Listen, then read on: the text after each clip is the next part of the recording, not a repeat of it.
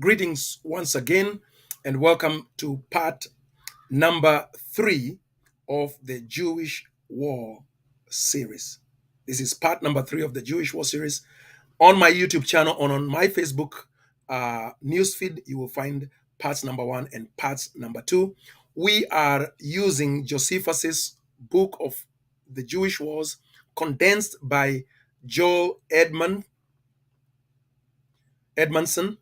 And what we are doing is just we are comparing what the historical record shows from Josephus versus what the prophecies of Jesus say in Matthew 24, Mark 13, and Luke 21, and if necessary, other parts of the Bible. So, in the Jewish war, which led up to the destruction of the temple, which is the fulfillment of Matthew 24, we show that all the things that Jesus said would happen happened. The brothers killing brothers, the wars and the rumors of wars, the anxiety and the fear that gripped the whole world at the time. That's what we have been showing so far. We saw in the first part how Florus, Gessius Florus, had begun to ignite the Jewish rebellion, how the Jews themselves, the zealots, had begun to rebel, including the priests at the temple. In the second section, we saw how the grandson of the Judean, Judas the Judean, Menahem, how he had gone and attacked Masada and destroyed it and took the weapons from there and declared himself king of Jerusalem, and how he himself was murdered, killed by Eleazar the priest, who was not a good priest for that matter. We saw how the war began to escalate, so that now it was taking place in Egypt, it was taking place in other parts of Judea and other parts of the Roman Empire. So now we want to pick up from there, and we want to show how now the war actually began proper. The rebellion that led to the fulfillment of Matthew 24. This time, I want to begin by reading a scripture. Luke chapter number 21. And I want you to consider this scripture very carefully. Look at what it says. Luke chapter 21 from verse 20 says, but, so Jesus has been asked by his disciples, what are the signs that will tell us all these things you are telling us about the destruction of Jerusalem are about to take place? So he tells them, but when you see Jerusalem surrounded by armies, then know that its desolation has come near. Then let those who are in Judea flee to the mountains. Let those who are inside the city depart. And let not those who are outside the country enter it. Now, most of us read this text there that I just read, verse 20 to 22, and we just don't even think about it. Because Jesus has just presented a paradox. Because he says, when you see Jerusalem surrounded, okay, Jerusalem is surrounded by armies who have come to destroy it. But then he says the result or the solution is, if you are inside the city, depart. Does that seem strange to you? How do you depart from a city that is under siege by your enemies, by those who would kill you? That doesn't make sense, does it? How are the disciples and anyone who is going to obey Jesus going to depart from Jerusalem if it is surrounded by armies? You're going to see how that took place. You're going to understand why Jesus said this very strange thing. Because you see, it would be something if Jesus had said, if you hear armies are coming towards Jerusalem, depart from the city before they get there. No, Jesus says, once you see it surrounded by armies, know its time of desolation has arrived, therefore depart after it has been surrounded. So let's go to our article that we have been using. This is by the blue collar scholar, Joel Edmondson. And now we are going to pick up where we have the governor of Syria, Cestius Gallus. Cestius Gallus. So Cestius Gallus marches upon Jerusalem. Remember, Cestius Gallus and Agrippa have joined forces. They have retaken Galilee. They have retaken most of Judea. So now Sepphoris and all those other Joppa, now they are going to set their sights on Jerusalem. So Cestius' march into Judea was swift and brutal. Antipatris to Lydda, and soon outside the walls of Jerusalem. Once there, Cestius took a few days to organize.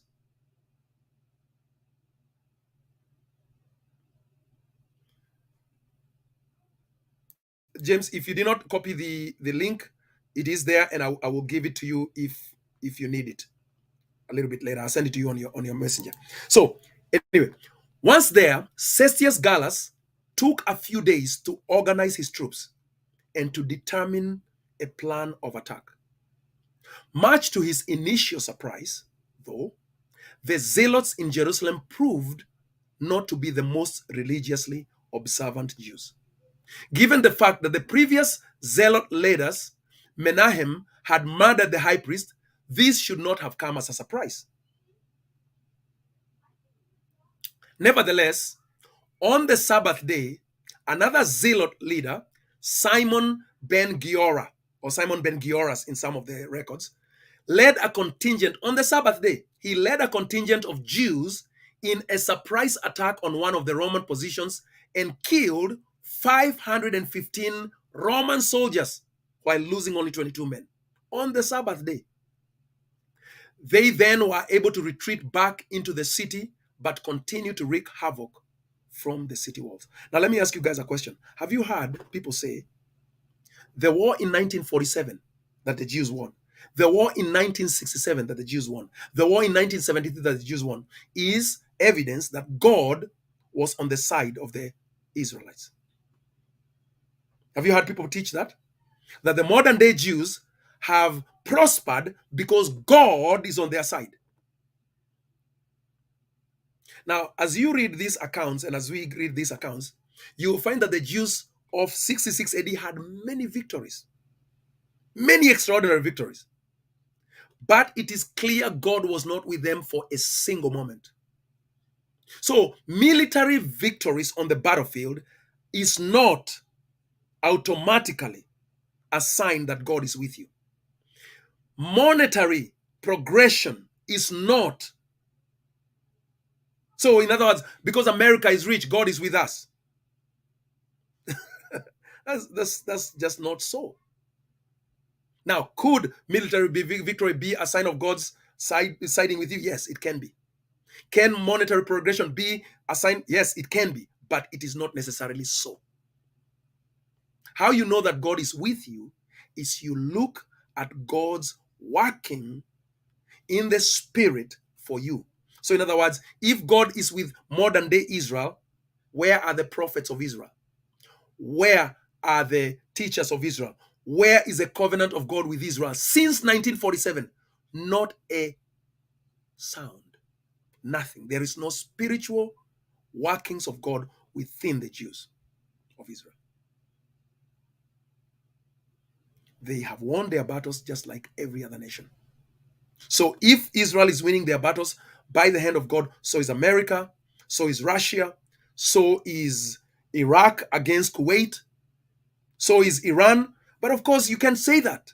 Just because somebody has military victories and established themselves, Saudi Arabia is not a bastion of God's worship, but they're very rich and very successful at what they do. Just a side point. So now let's continue here. So on the Sabbath day, Simon ben Giora led a contingent of Jews in a surprise attack on the Roman positions, and they killed 500 soldiers, 515, and they only lost 22. Then they were able to retreat back into the city, but continued to wreak havoc from the city walls. As Cestius Gallus was preparing his assault, King Agrippa made one last attempt to convince the zealots to surrender the city and avoid the inevitable bloodshed. And so he sent two of his men, Barcias and Phoebus, into Jerusalem to try and negotiate. They told the zealots that if they surrendered, that Cestius Gallus would forgive them in an effort to restore peace. The zealots' answer was clear. They killed Phoebus on the spot, and somehow Barcias managed to escape. Probably they let him go. Once he made his way back to the Roman camp, Cestius began his assault. In no time at all, Cestius managed to take control of the upper city. Less than 6 days, actually. While the zealots, having retreated to the temple complex, maintained control of the lower city. The challenge that faced Cestius was how to get into the temple complex. Amazingly, there were a handful of Jews in the temple complex, led by a man named Ananus ben Jonathan, who saw the peril the zealots had invited upon the city, and who secretly sent a message to Cestius that they were willing to open the gates from the inside, that is, for him. The offer seemed too good to be true, and Cestius, being highly suspicious, hesitated to take them up on their offer. It was a missed opportunity that actually led to the murder of Ananus and his men. For when word got back to the zealot leaders of what Ananus was trying to do, they quickly descended upon Ananus and his men and slaughtered them. And then they threw their bodies over the wall, of the temple wall. Because remember, they're in the temple complex. Having missed his opportunity, Cestius resorted to having to send his soldiers to try and take the wall by force. For 5 days, the fighting at the gate raged. Notice how many days. For 5 days, they fought. But eventually, after the 5th day, the Roman soldiers had secured a position by the gate and were ready to set fire to it.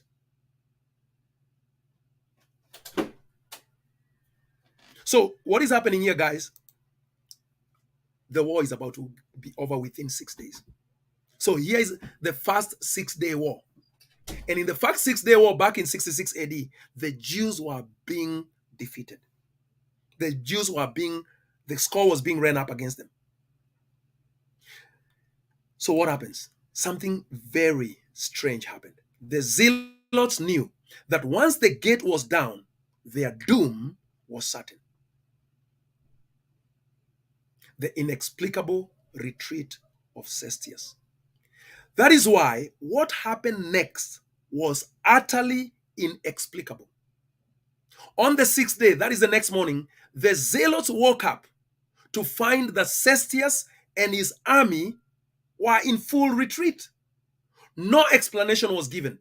Even Josephus, in telling of these events, simply said that Cestius retired from the city without any reason in the world.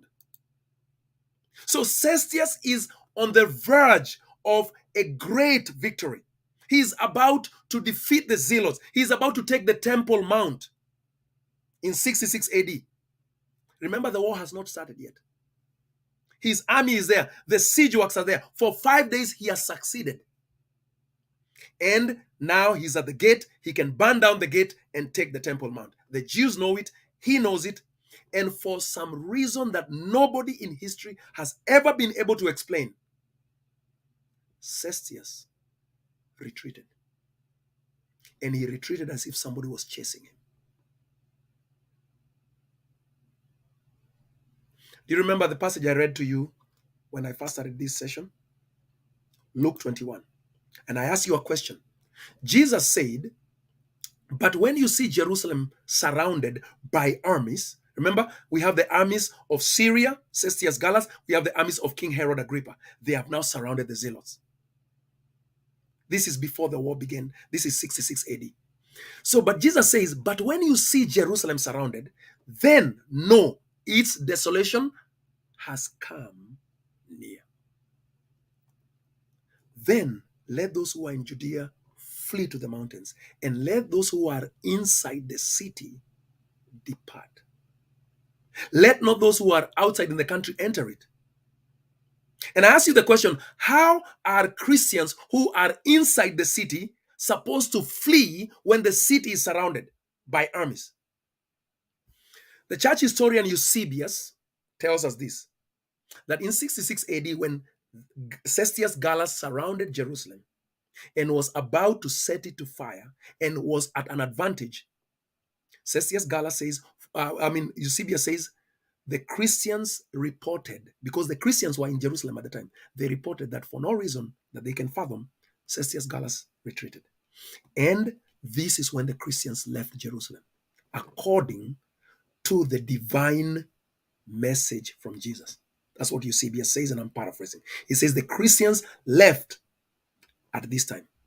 In other words, Jesus knew, because he is Jesus, that when the Romans first came, they would surround the city, they would have advantage. But, and I'm going to put this here as my opinion, God caused Cestius to either develop some fear, some paranoia, and retreat.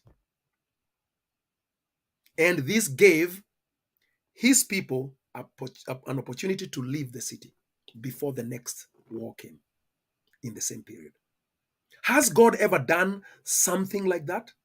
I want to remind you of King Hezekiah.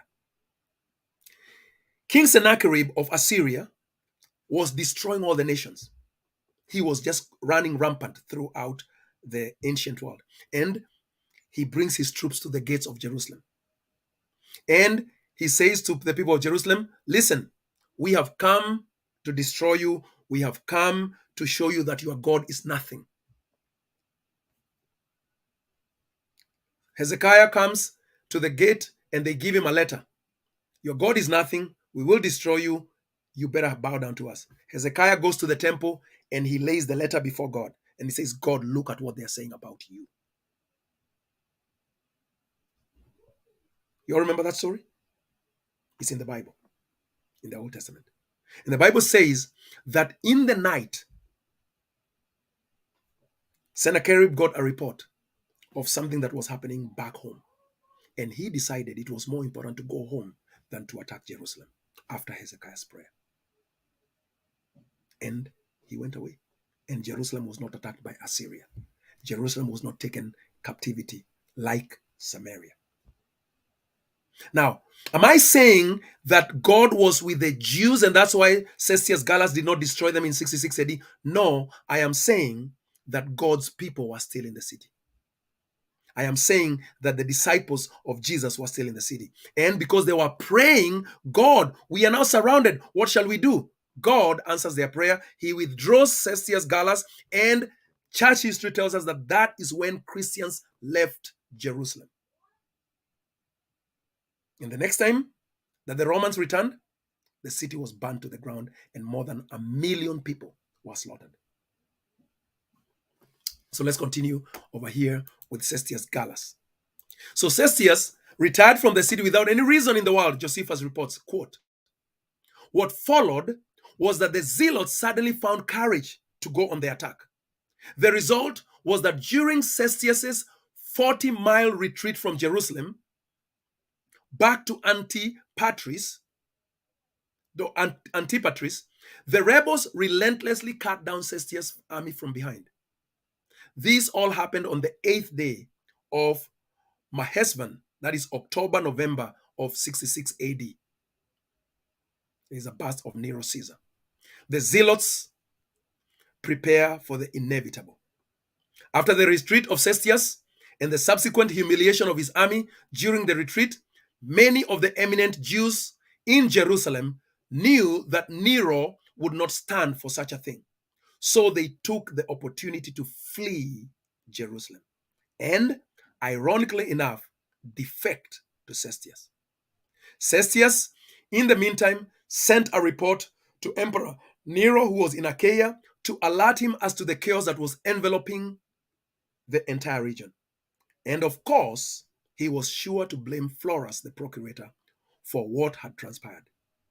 Jews throughout the region continue to find themselves the victims of retaliatory actions by the Gentiles for the insurrection that happened by the zealots in Jerusalem. In Damascus alone, 10,000 Jews were slaughtered.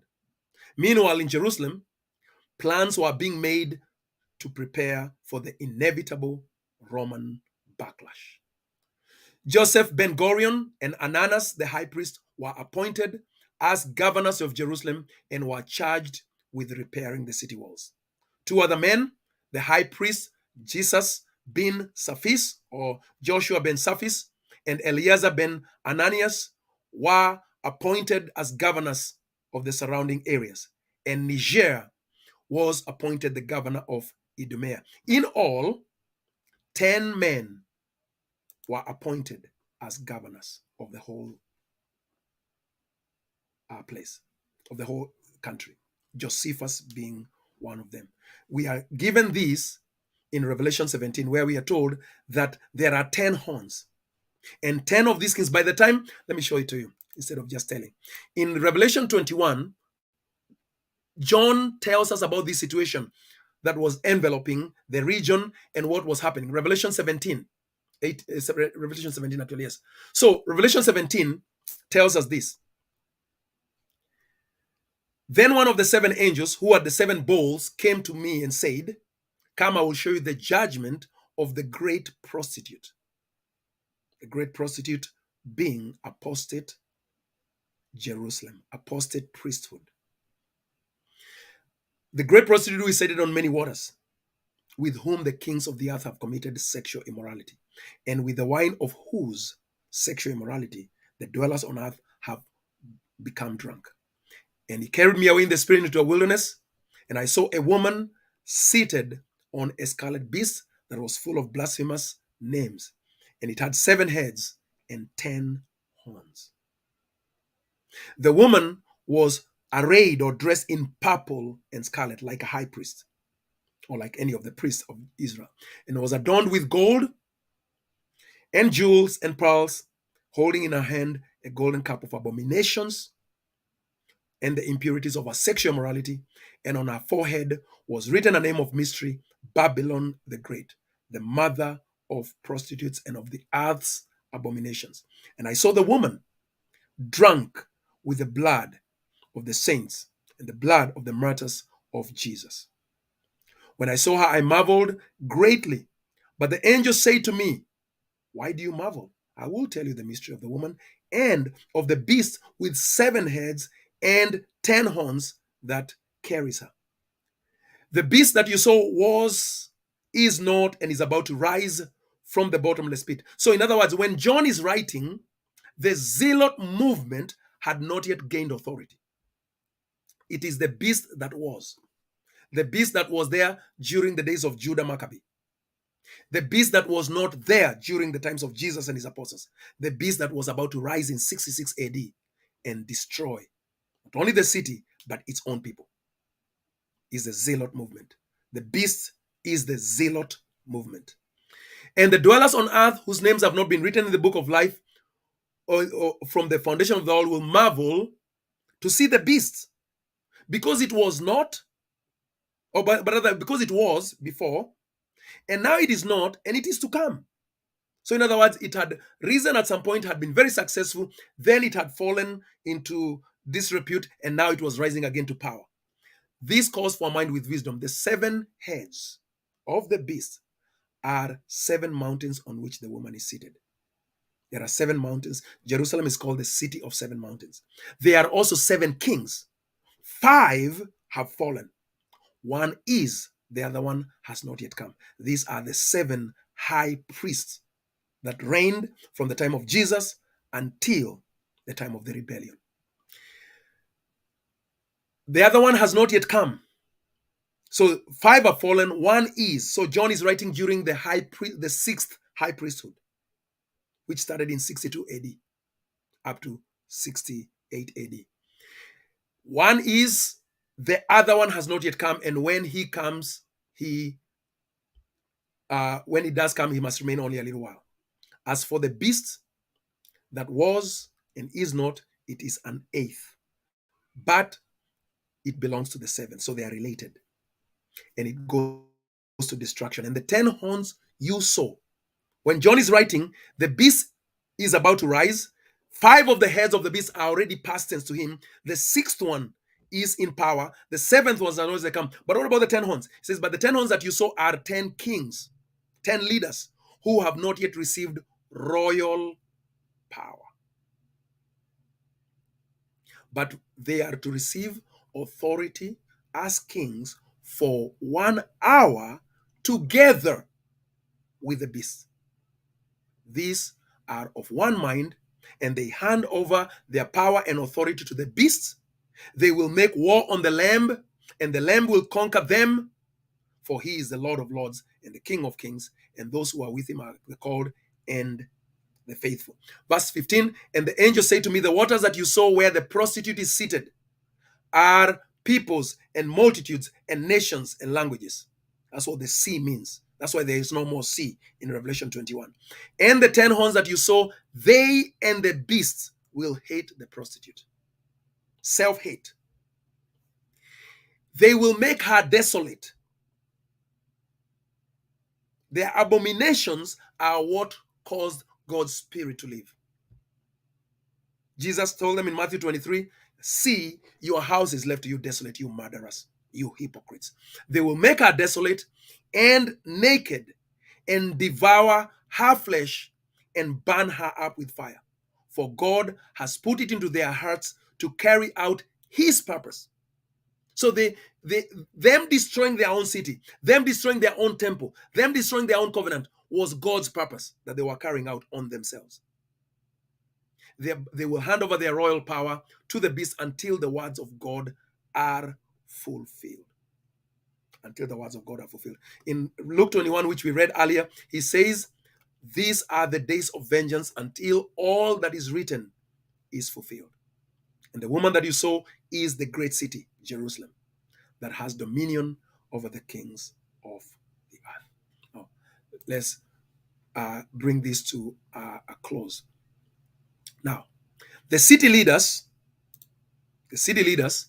also charged Josephus with traveling. So we saw 5 people up above being appointed as the governors over the 10 regions that were divided up to prepare war. Josephus is one of them. The city leaders also charged Josephus with traveling to Galilee to raise an army, to secure the region, and to fortify the strategic places throughout Galilee. And so Josephus was sent about this task. The next time Josephus would lay eyes on Jerusalem would be as a defector to the Roman army. Within 2 years, Josephus, the Jewish nationalist, would be seen as Josephus the traitor. So let's summarize what we have seen so far here. So now we saw how the rebellion began as a small spark. Of course, triggered by the very, very wicked acts of Florus, Gessius Florus, who was the governor of Judea. Then we saw how this escalated into the attack on Herod Agrippa by the Jews, and how this now escalated to the point at which the priests at the temple stopped the daily sacrifices for foreigners, and Menahem, the grandson of Judas the Galilean, attacked Masada, which was the armory of King Herod, and destroyed it and took all the weapons from there and went back and declared himself the king of Jerusalem. We saw how Menahem was killed by Eleazar the priest. Then we saw now how Cestus Gallus, the governor of Syria, came into Israel, into Judea. He was very successful in retaking all the cities that had been taken by the rebels, the Jewish rebels, and he attacked Jerusalem. And in attacking Jerusalem, for some inexplicable reason, on the 6th day of the war, just as he was about to win, he retreated, giving those who were inside the city an opportunity to flee the city, just as Jesus had directed. Now we see that the people know, because Cestius Gallus has been defeated, the Roman 12th Legion has been defeated. Obviously, they know now war is going to begin. Nero is going to take it personally. All the Roman soldiers dead, all the Roman defeats, he's going to send a mighty army to come and attack them. We see how they divide Jerusalem up into 10 regions. Josephus is sent into the north in Galilee and Jotapata. And we have governors in Idumea. We have several governors in Jerusalem. They are preparing for war. The war is about to begin. The war really does not begin until early 67 AD. We have already seen that the daily sacrifices have been stopped, as I mentioned. The abominations have begun to take place within Jerusalem. Murder is happening in the temple. Bloodshed is happening within the temple precincts. The place is ready for the judgment of God. So now, let's pick up the next part of this discussion. We are now going to go into part number, let me see. Which part was this? I forget. This is part number 4. So we are going to pick up part number 5. Part number 5. Let me see if I can pull it up.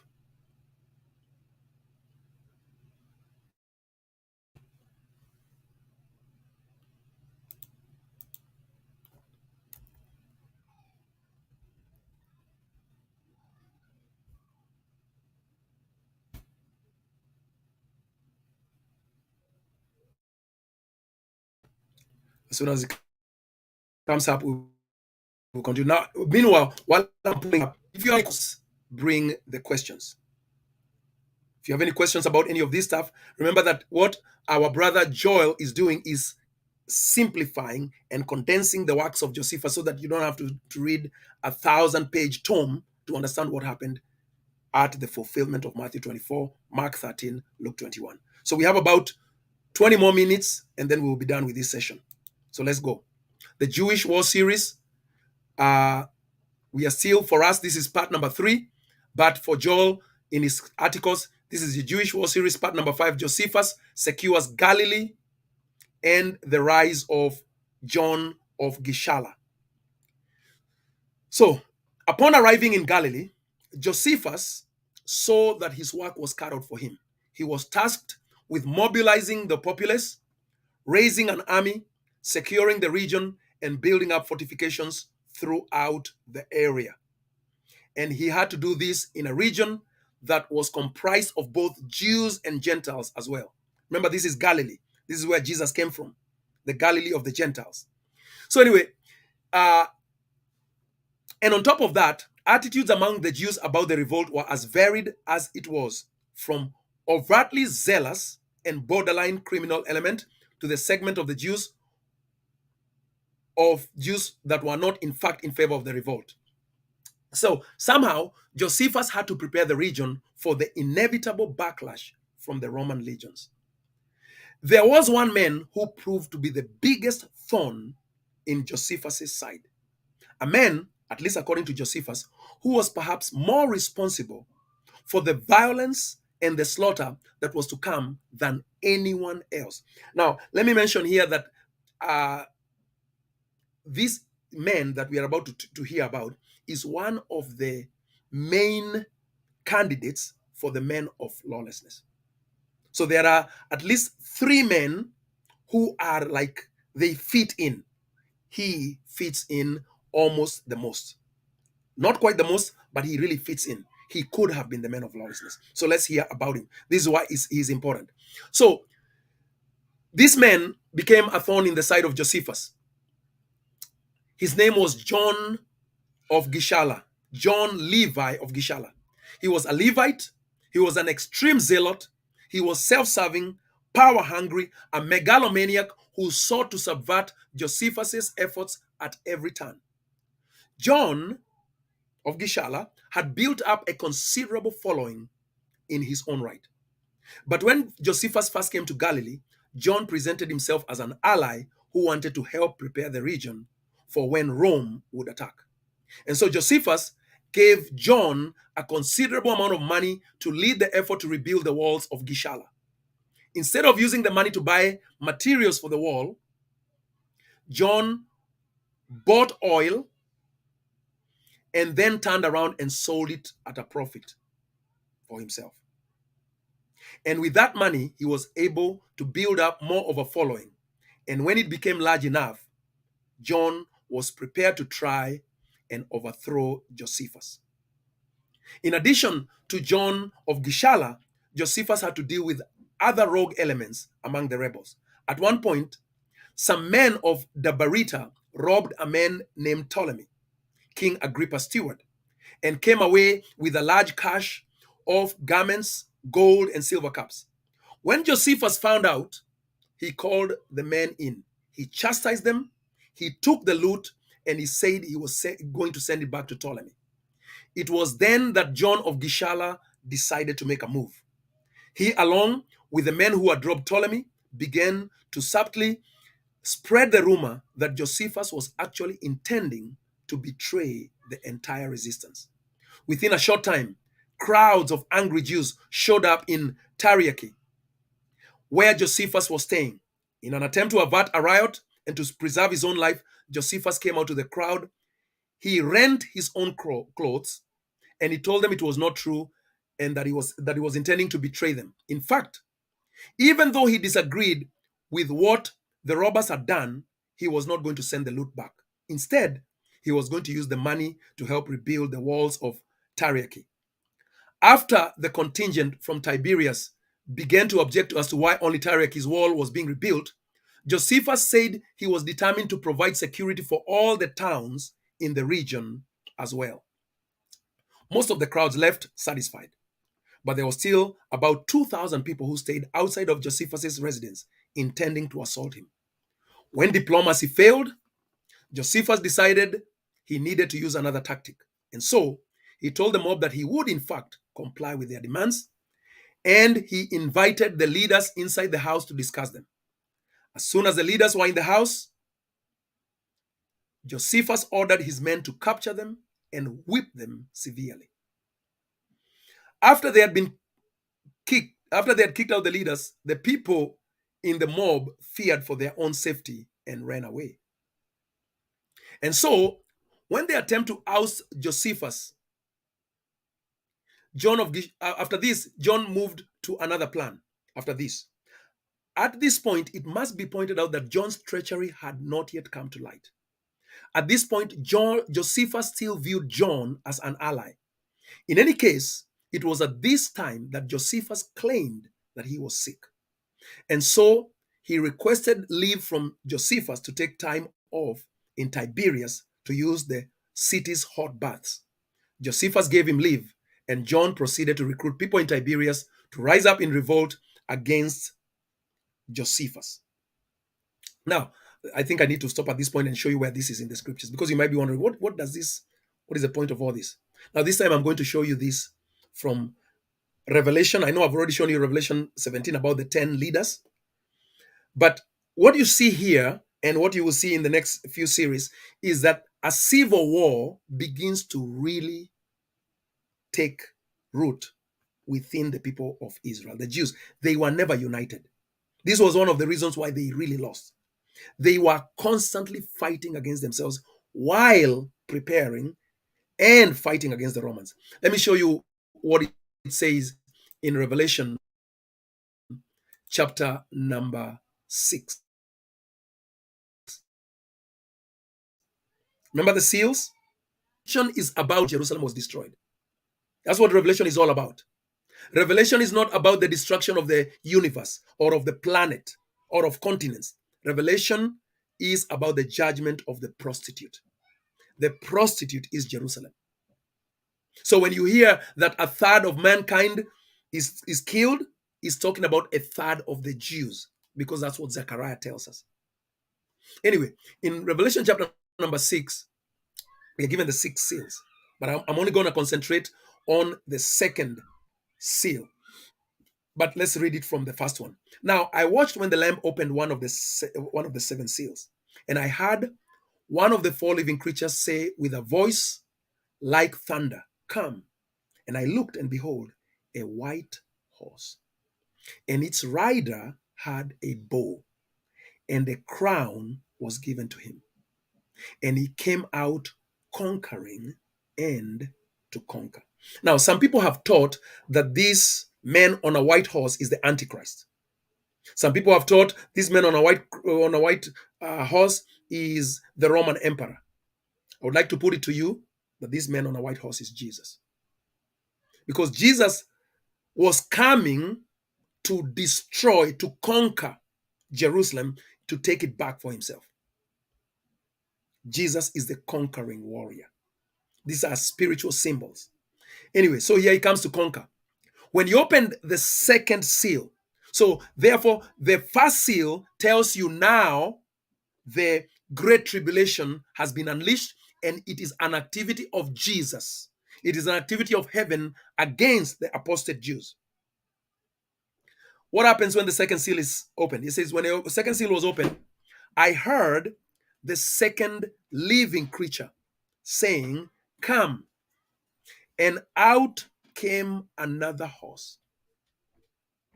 I want you to see that all these horses are manifestations of God's activities during the Great Tribulation, which is an attack on Jerusalem and a progressive deconstruction of their people.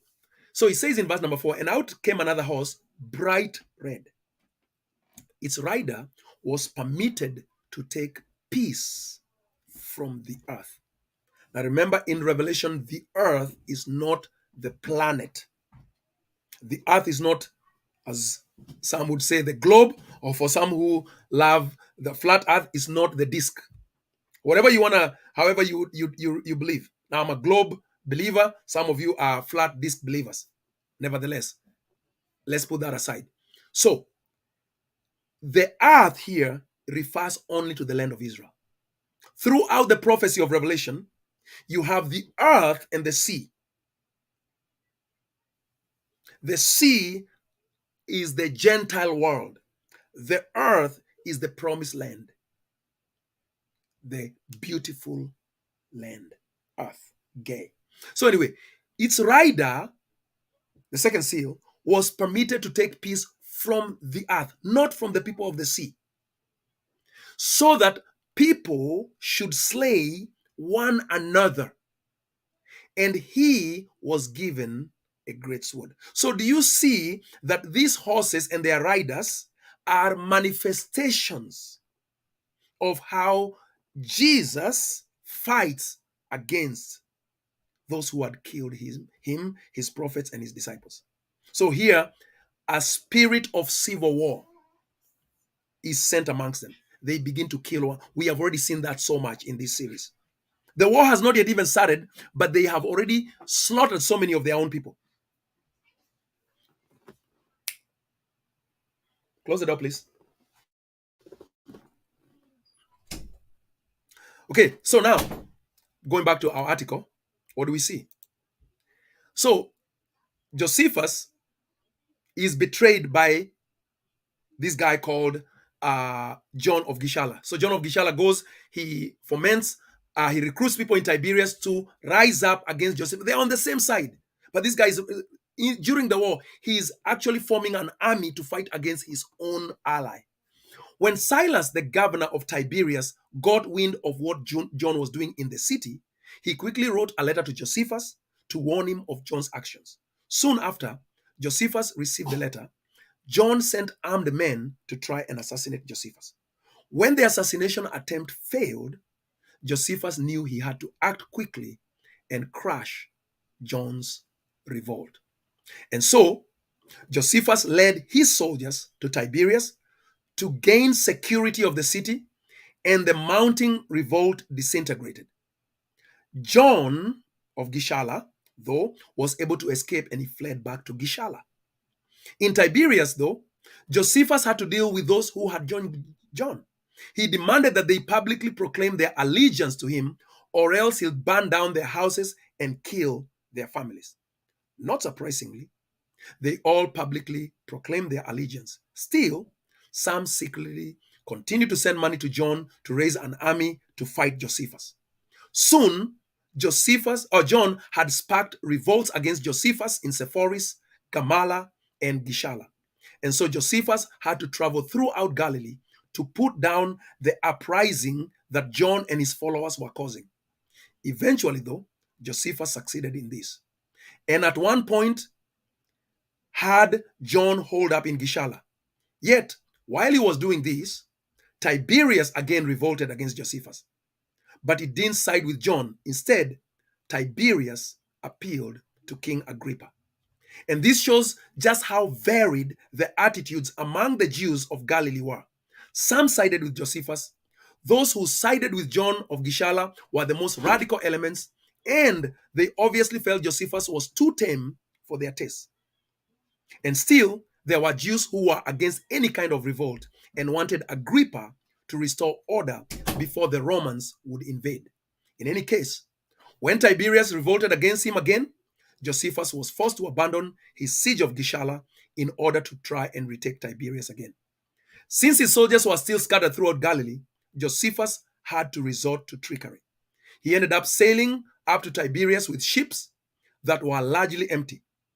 When the people of Tiberias saw the ships surrounding the city, they assumed Josephus had been able to assemble his entire army, and so when he demanded that they hand over the ringleaders, they quickly complied. Josephus was then able to arrest the ringleaders, take them back to Tariaki, and put them in prison. The head ringleader of the revolt was a man named Cletus. And in order to assert his authority in Tiberias and convince the people not to revolt again, Josephus had Cletus' right hand cut off.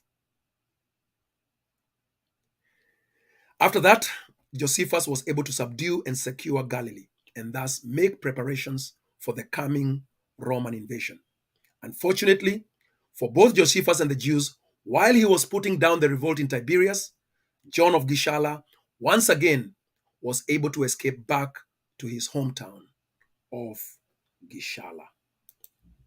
And that brings us to the end of our part 3 of this discussion concerning the activities that led up to the fulfillment of Matthew 24, Mark 13, Luke 21, the whole book of Revelation, and indeed many of the prophetic words of the Old Testament prophets such as Daniel and Zechariah, Joel, and so on and so forth.